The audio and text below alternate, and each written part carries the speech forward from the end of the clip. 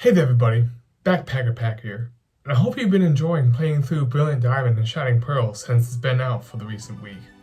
Now, I don't know about you, but one big thing popped out to me in my early run through. When you reach Floaroma Town, there's an elderly couple in the southwest region, where if you speak to and you have previous save data, one gives you a Mew, one gives you a Jirachi. And that really threw me off. Now, I understand Mew having some connection to Sinnoh, because Mew is supposed to be the forefather of all Pokemon. It's supposed to be the first Pokemon that was ever created, that all the current Pokemon that we can catch come from Mew's DNA. But Jirachi?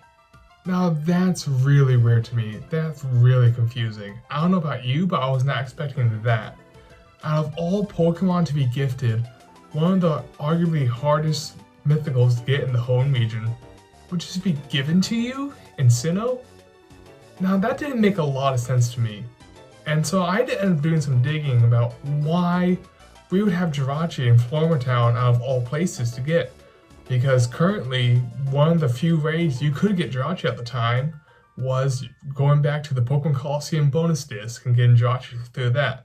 I'm sure there have been a couple other Jirachi events, but they've only been scattered through for the last 15, 16 years. So just getting Jirachi like this, it's a pretty big deal. Because that's not something, not Game Freak, but just Pokemon Company in general, doesn't really do too often for us. So let's get into why I think Jirachi ended up being in Floaroma Town. Now, if you explore Floaroma Town, you will end up walking to a house that had a daughter with a Clefairy, and then I presume her mother in the house. And if you go up and speak to the mom, or the lady in the NPC, what she will say is that she will tell you how Floaroma Town wasn't always a great flower paradise. It used to be an old desolate hill without any kind of foliage, without any kind of flowers growing on it. Even though people will try again to grow these flowers, nothing would work until they expressed the feelings to the forces of nature, which one day there was a lot of foliage, a lot of flowers that came out to make Floaroma Town the one we know today. And I don't know about you, but expressing their feelings to the forces of nature sounds a lot like making a wish. And it just so happened that we already have a wish-making Pokemon in Jirachi. Now, you can say this is just a coincidence, but I believe from looking at Jirachi's Pokédex entries that this is the reason why this elderly couple had a Jirachi to give away in the first place. Now, various Pokédex entries from Jirachi reads that once every 1,000 years, Jirachi will grant a wish, but then it'll go back into a deep slumber. And going back to what the lady said earlier was that it was such an old time that in the past this happened. And so if Jirachi heeded these wishes from these people and granted flowers, foliage on this new kind of hill to make this town blossom, it would make sense that Jirachi would fall asleep and go into a deep slumber, which maybe one of the residents and their generations and their descendants will look after generation after generation after generation until Jirachi woke up 1,000 years later. And that's how this kind of lore, this kind of, old time stories got passed down. Now you can say it was Shaymin that actually initially heard their wishes about trying to make this desolate hill into a flowery paradise, into the Floaroma Town we know today. Because Shaymin is known for detoxifying and beautifying land and saving flowers, that it would make sense.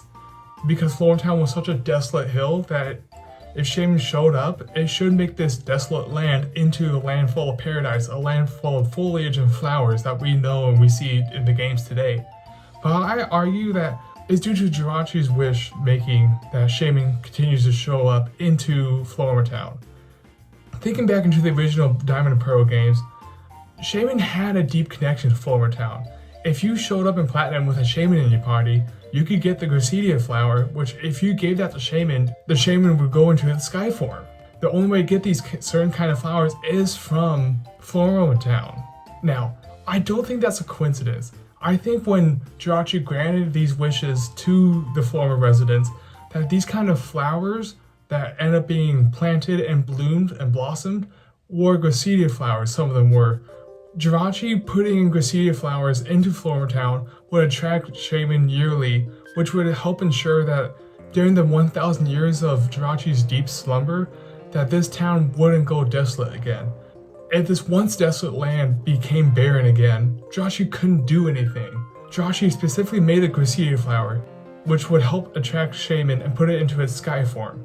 But because Shaymin would want this Gracidia flower yearly to help migrate, it would show up to Floaroma Town, help detoxify the plants, which would help ensure that Floaroma Town would always be this kind of flowery paradise for the next 1,000 years, that it wouldn't revert back to the once barren wasteland that the old ancestors of this one lady once told us about.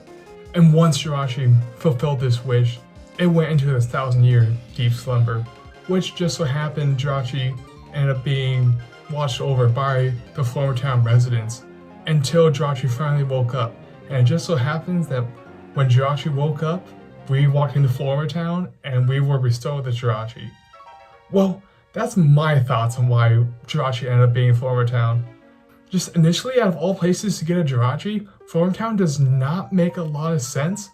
But doing some digging, I actually can see a connection or two to why Jirachi might actually be in Floaroma Town 1,000 years later, after granting Floaroma Town's wishes of giving Gracidia flowers and every other flowers to Floaroma Town, ensuring that this once barren wasteland is now blossoming for years and decades and centuries to come.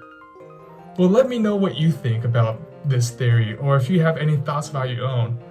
And let me know if you've been using a Jirachi or not, because I know I was sure surprised when I picked it up. Well, thanks for stopping by, and I hope you have a great day, you Pokemon lovers.